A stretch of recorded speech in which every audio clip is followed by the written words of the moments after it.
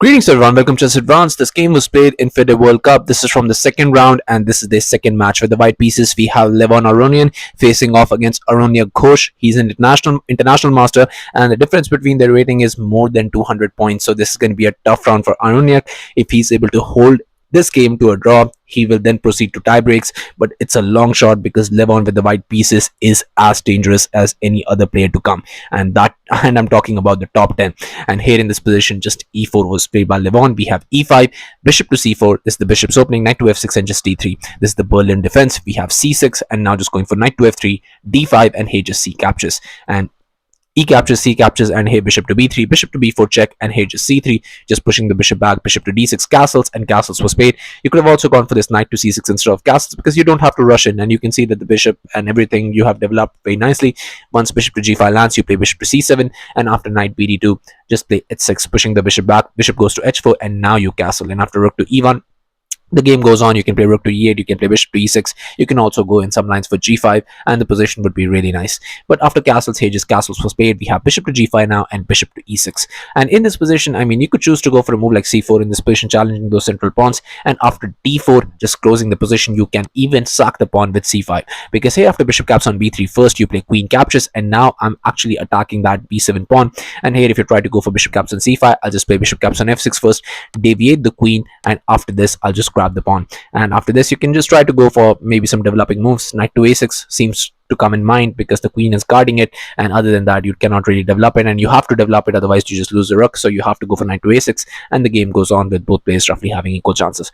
But after bishop to e6, here just knight bd2 was played. Nothing too fancy, not challenging the pawns central early on. Here just knight bd7, and we have rook to e1. Now just h6, pushing the bishop back, bishop goes to h4, and queen to c7 in this position, very decently just putting some pressure. So somewhere along the line this is going to be a threat, and you need to be careful about it. Here just c4 now, finally going for it, but just bishop to f5, just targeting this. And although here you can maybe move the knight, but I don't think so. You would want to do that. Here the best move in this position was played by Levon. He goes for this c caps on d5, and Aronyak replies with the best move. He goes for bishop caps on d3, just grabbing that pawn, and here just rook to c1, attacking the queen to b8 in this position, and just going for knight to c4. So that bishop is going to be under fire.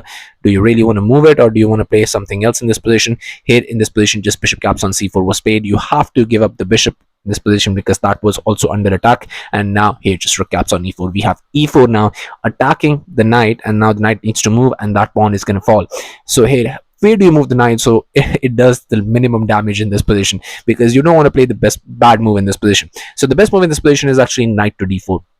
Just get the knight centralized, and after this bishop caps on h2, you just go for king to f1, g5 in this position, and now you can just try to go for this bishop to g3. And if you just go for bishop to g3 in this position, then just bishop takes, pawn takes, and after queen takes, the thing is that black's position becomes much better.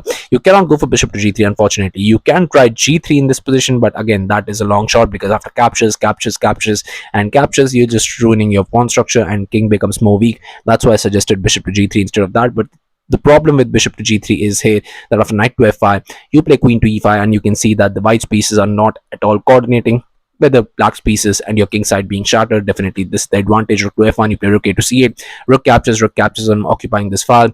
I have a central pawn. Your rook is going to have to remain here, and the problem is that your pieces are not coordinating at all. Yes, there is some pressure towards the f file, but other than that you don't have anything, and black is definitely better in this position with your king side being shattered. But here after e4, just knight to d2 was played by Levon. And now just comes this bishop caps on h2, king to h1, here g5, now pushing the bishop back. And what do? Do you go back to bishop to g3 as I was saying, because after bishop captures, and you will just grab the pawn. But here g3 was played, and now just comes g caps on f4. We have this knight caps on e4, not even bothered to grab that because he knows that he can grab that later as well. Here h caps on g3, we have f captures, and now just going for knight caps on e3, and here rook c caps on e4.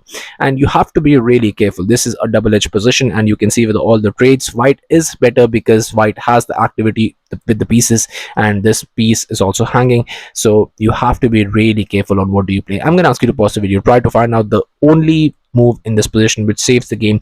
Get your defensive skill set ready because you're facing Levon Aronian, world's best, and if you want to save this game and to force it to tie breaks, you have to find the move. So have at it. So congratulations to everyone who's able to find this move. The move is queen to d6. Centralize the queen, don't allow the pawn to be pushed forward, and that's the way you try and maybe hold this.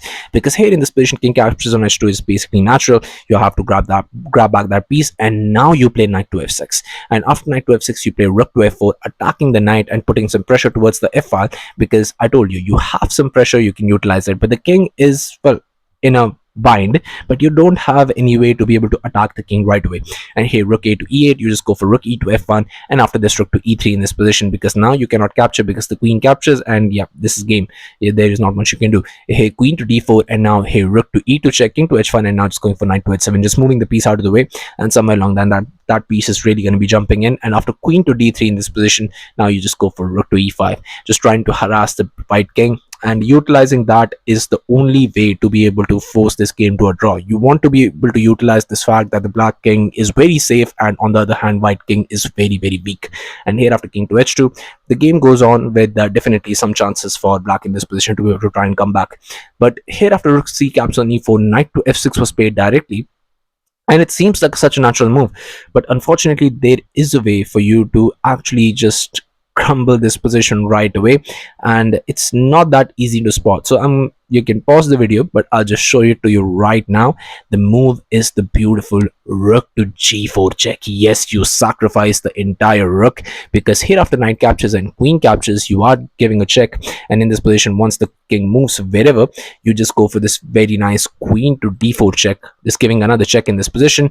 And if you try anything, you have to go for f6. But the trouble with f6, and the thing that I was telling you about with that queen to d6 move, that now the pawn can be pushed forward, and you know what's coming now, because this is a really, really bad position for the king, black king, and the black king is in a load of problems, because the thing is that rook is jumping in next. Either you're getting checkmated, or worse, severe material loss. Queen to c8, if you try to go for, then just comes this d7 even, and after queen to c6 check, king caps on h2. There is no way in hell you're surviving this. I mean, this is just really, really over, and this is going to be a lot painful.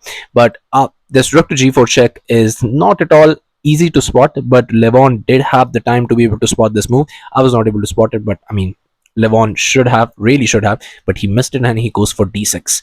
And d6 is a move that well, just takes away all the advantage right from here. And here just bishop caps on g3 was played, and now just comes a rook to g4. So he does find the move, but just one tempo later. But fortunately for him, that the position is not really lost now, and the advantage hasn't really gone anyway. But it's unfortunate for Aronyak Ghosh, because now the problem is that position is lost for him. Here just knight captures was played, queen caps on g4, king to h8, and here queen to d4 check. So the same idea, and f6 was played, and now just comes this queen to d2 in this position, trying to go for that. And this is going to be really painful, and that would be checkmate, because the bishop is covering all of this, the queen would be covering this, and you have nothing else in this position. So here in this position, maybe you can try to go for king to g7, try to save it. But the trouble is, this is actually a mate in 8 moves, and how it happens is here rook to e7 check, and after king to g6 you play queen to d3, and after king to h5 just bishop to d1 check. King has to go here, and once you go here, just queen to g6, and you cannot save everything, because you cannot save the pawn, you cannot save this mate. There are 2 mates in the position, and whatever you do in this position, let's say you try to go for rook to h8, then the trouble is this is going to be checkmate. That would have appeared on the board. But here after queen to d2, rook to f7 was played, trying to save everything. But now just comes this bishop caps on f7, just you have to sack the complete rook. But here just king to g7 was played, now just comes queen to d3, and it was on this move, on just move 30. Yes, you heard me right, on just move 30, that Levon was able to win this game.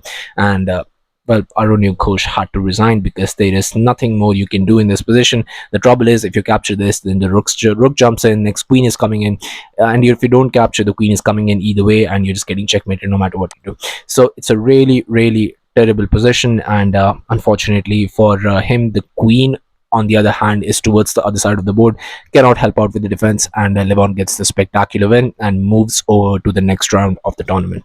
So yeah, thank you all for watching. I'll be coming back with some of these amazing games, so stay tuned to the channel, stay updated, and I'll be seeing you guys very, very soon. Thank you very, very much for watching.